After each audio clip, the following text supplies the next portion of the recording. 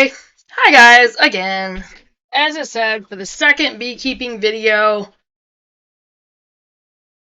and I'm probably going to be putting out sometimes anywhere between 2 to 4 videos a day, depending on how many pins are in each different section. Like, the ones that have 300 plus in it, I'm probably going to be doing like 2 to 4 videos a day. Definitely 2, possibly 3 and 4, so... And even still, even if I did 3 videos a day with over 300 pins, like almost 400, that's still going to take 100 days. So we're looking at least 5 months, 4 to 5 months in one pin. So here we go on beekeeping. Second pin. 7 things I wish I had known before owning bees. There are many beautiful mysteries and so many things to learn about bees. Bees are fascinating, and as beekeepers, we need to always be learning and adapting. Same for homesteading. Always have to be learning and always have to be adapting to different things. So here it is. What I wish I had known before owning bees and what you'll wish you had known as well.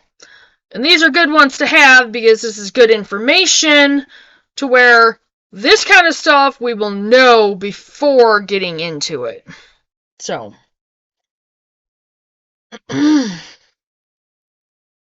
you would like to watch this information, please watch the video or read the information or both. Okay, and it is, again, what I wish I had known before owning bees. If you would like this information, my YouTube channel is full of even more bee and goat information. Please click the link.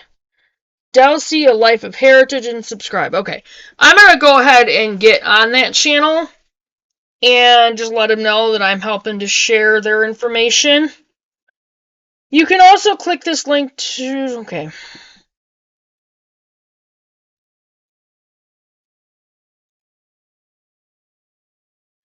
I carefully and craftily came up with some beautiful honey-laced pleatings to convince my husband we needed bees, and we got 2 hives of bees with the help of my bee mentor. It has been such a wonderful experience, but looking back, there were a few things my husband wished he knew about bees before owning them, and now I realize that I have my own list. And this will help us in our endeavors as well. I've kept bees through 2 summers, 1 mild winter, and 1 winter that was exceptionally cold. It has been wonderful and completely worth the effort, but there has been a steep learning curve and quite a few lessons learned that I had no idea were in the class schedule. So here is the class schedule of what you can expect to learn in the first years of bee ownership. Continual amazement about bees. I expected to learn a lot, but I didn't realize how fascinated I would become of bees. The inner workings of a hive are so complex and detailed. It is easy to get lost in the movement of the workers watching a bee slowly hatch and finding the queen. With each opening of the hive, I became more experienced with what I was looking for and more quickly was able to see and identify the eggs, brood, pollen, and capped honey. A few years back, I had no idea what a hive would look like when I opened... A few years back, I had no idea what a hive would look like when opened up, but now I realize that each time I look into my hives, I will learn one more tidbit and be even more fascinated. The cost of beekeeping. Although I was able to acquire most of my bee equipment for a very low price because they were used, it still adds up. My bee suits have walked many miles checking bees and are very old, but they do the job, and as does all my other equipment. That said, there is still a lot of equipment and items needed to keep bees healthy, safe, and alive. And of course, there are the bees and queen to purchase as well. Unless you catch your own swarm, which is what we're going to try to do in the spring. Goals! Being on the property in the spring. I've included in our... Okay. They said they've included in their... I'm not going to read that.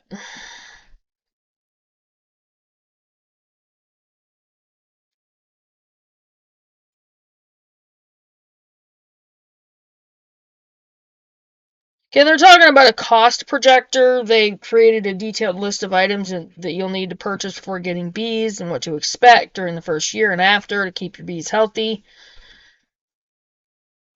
So this free page also has the ability to total up the cost of supplies so you can know what to expect. And all you have to do is look up beekeeping supplies and cost projector. Alright. I wish I had had this when I first started looking into bees, but as usual, I jumped in with both feet, not counting the cost. You will also benefit from seeing a detailed list of beekeeping supplies as well. Hands-on beekeeping. If you go into beekeeping thinking that you can put them out on the field and go about your business, then you will most likely end up with an empty hive. Bees require ongoing maintenance to keep them free of disease and pests. They will need to be monitored during the spring to make sure they have enough food to make it to the honey flow, and watched during the summer months to make sure they have and are given adequate room to grow, as they are continually adding to their brood and their honey supplies. Without these measures of care, your bees will probably be overcome by mites, foul brood, or will swarm because of the lack of room in their hive. Natural beekeeping doesn't mean unsafe beekeeping. Before getting bees, I read the book Natural Beekeeping, which is very good. But if you look at the picture on the cover, you will notice that the man has on a short sleeve shirt, no veil, and no gloves. And it gave me the impression that I wasn't a real beekeeper if I wore protection. That's not going to happen. I felt like I had to get to the point of not wearing protective clothing or I wouldn't be a real true connected to the bees beekeeper. But you know what? That's not true. I do admire him for his calm and care for bees, but I also know that bees sting. And those stings hurt, and I don't particularly enjoy the experience. In fact, being stung gave me a healthy reminder of what I was dealing with. I will wear my protective clothing because I know it will keep me safe when tending bees, and it is better to be safe than sorry. And yeah, I know what it feels like because there was a bee at one point, and I was going to pick up my son from his bus stop, which was his friend Hunter's house, after school. This was when he was in Dansville schools. And I was coming back from town, and a bee flew in the window, and I didn't know it, and it got caught between my shoulder and the seat. I got stung. So I was late picking up Christian because I got stung. That was not fun. Thank God I'm not allergic to bee stings. I'm going to turn this burner down. Yes, I have our soup going. Okay. Did you know that more people are killed by bee stings a year than by sharks? Now that's saying something. Be safe. After reading these 7 tips, you'll want to read a little bit more posts to get advice on beekeeping. And they give why you need a bee mentor, beekeeping supplies needed to get started, and feeding bees. Reading this, I think what I might do is get the equipment and then take a year, get all the information, and then take a year to read it, write down what I need, take notes, highlight, learn all I can, watch all the videos I can, and then be more prepared the next spring to get into it. Not something I want to jump into. Swarm control, disease-free. Alright, waiting and the patient beekeeper. It's so easy to get eager and expect your bees to produce loads of honey the first year, but in reality, you may not get any honey. Excuse me. When a hive is new, they have so much work to do to build up their comb, their army of workers, and their store of honey for the winter, they have their work cut out for them. So if they do have any honey in their deep hive bodies, it should be left for them to consume during the winter months, which is what I would do. I'm going to turn this down again, because that's boiling. I don't want to boil the broth out of it.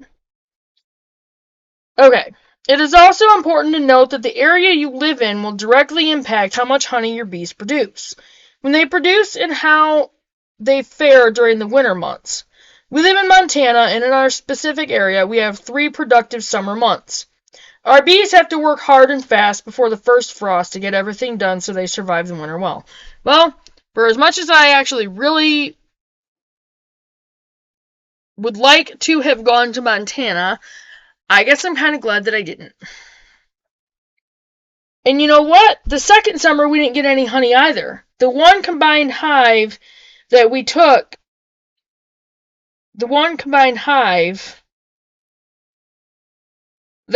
through the winter dealt with chalk brood through the spring and summer because of the excess moisture in our area experienced. That summer we also got 2 more hives, and they worked on filling up their hives through the summer, but didn't get any extra for us either. So you can see you may not get honey immediately, but boy, you will have learned a lot, right? The adaptable beekeeper. Plus, waiting a year, while we get our equipment and get all the books and watch the videos and read everything that we can, taking that year, that will also give us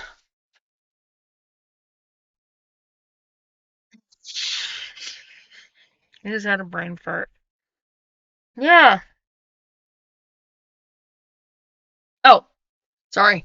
That'll also give me the time to plant the perennial flowers that will aid in feeding them and helping them, reproduce and get that honey and all that stuff. So that extra year will help us. Okay, since owning bees, we've had to combine a weak hive with a strong hive at the end of the summer, replace a missing queen, because without a queen, you don't have a hive, figure out better ways to get our bees through the really cold winters, check out candy board insulation and moisture quilt. At the end of the summer, we had 1 weaker hive with less honey and fewer bees than we hoped for. We added a candy board and insulated the hive as best we could and are praying for the best. As you can see, you need to be ready to adapt and make changes based on the variables of the year and what is going on inside the hive. Wondering and worrying about the bees. And then through the long winter months, you are wondering what is going on in the hive. Do they have enough food? Did they survive that last really cold snap? Is the insulation enough to keep them warm? When will the next 50-degree day come so they could do their cleansing flight? Will this be the year to get honey? Bees are magical and are such a wonderful addition to a property, and they provide food as well. Yeah, taking that year will be the best option, because that'll give us a chance to collect our hives. Because again, I want 4. And I think by the end of that year we'll be ready. So, but they don't come without cost or time. Make sure you have adequate of both before you endeavor into beekeeping. And knowing the honey harvest may be delayed a year may help avoid unnecessary disappointment. And I'll just stock up on honey in between now and then so we still have it. What is it that you love about bees? If you're on a journey to self-sufficiency, you may be interested in our free resource page for homesteaders. Okay. I'm reading this. This is their information. I'm just sharing it to my channel for another platform to get more information out there. It's a saved pin on my Pinterest. I did not write this. I'm just sharing the information, nothing more. Okay.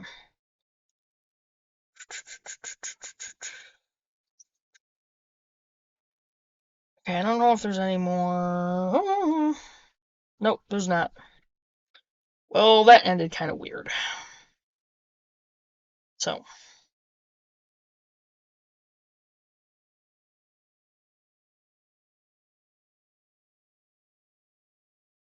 I'm going to go ahead and sign up for their email.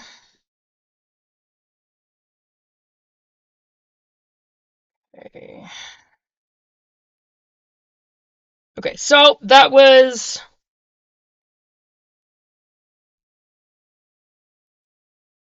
from the Life Heritage, from Pinterest, and I'm just sharing it on 7 things I wish I had known before owning bees. And that's all of that video, and I will get this up there and get it on the channel. So if you guys have any questions, post them in the comments if you have any questions about it, because I'm going to have a lot of questions myself. And maybe they'll get answered, through some of these in the informational videos through the pins that I have. So we'll see. And if not, I'll look it up. So I will see you guys in the next video. Bye, guys.